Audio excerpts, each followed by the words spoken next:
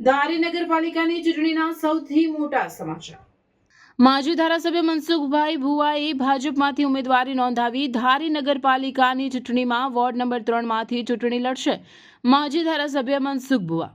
ઉમેદવારી ફોર્મ રજૂ કરી જીતનો વિશ્વાસ વ્યક્ત કર્યો। ધારી નગરપાલિકાની ચૂંટણીમાં ટિકિટ ફાળવણીમાં કોઈ અસંતોષ નથી, મનસુખ ભુવા। ધારી નગરપાલિકાની ચૂંટણીમાં ભારતીય જનતા પાર્ટીની જ જીત થશે, મનસુખ ભુવા। રિપોર્ટર ટીનુભાઈ લેલિયા। મેં ફોર્મ ભર્યું છે ભારતીય જનતા પાર્ટી તરફથી। અમારે આ 7 વોર્ડમાં 28 ઉમેદવારોની યાદી લઈ અને આજે અમે ફોર્મ ભરવા આવ્યા છીએ। કેવી આશા?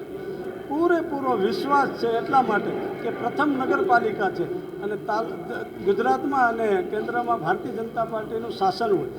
વિકાસ માટે જે નગરપાલિકાઓને મળતી ગ્રાન્ટો વધુ મળે એ માટે અમે સૌ પ્રયત્નો કરશું અને સરકાર પણ એ જ પ્રકારે નગરપાલિકાને ગ્રાન્ટ આપશે। કે મતદારોમાં પણ ઉત્સાહ એ જ છે, ધારીના પબ્લિક નાગરિકનો પણ વિશ્વાસ એ જ છે કે ભારતીય જનતા પાર્ટીનું શાસન આવે તો જ વિકાસ થઈ શકે।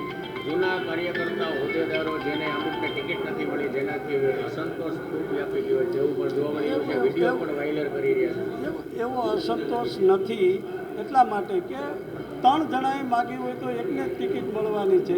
કે એમાં પાર્ટીના કાર્યકર્તાઓ છે તો એમને ક્યાંય સંગઠનમાં કે બીજા બધા ઉપર એમને સમાવેશ કરી અને એને અસંતોષ જેવું કંઈ છે જ નહીં।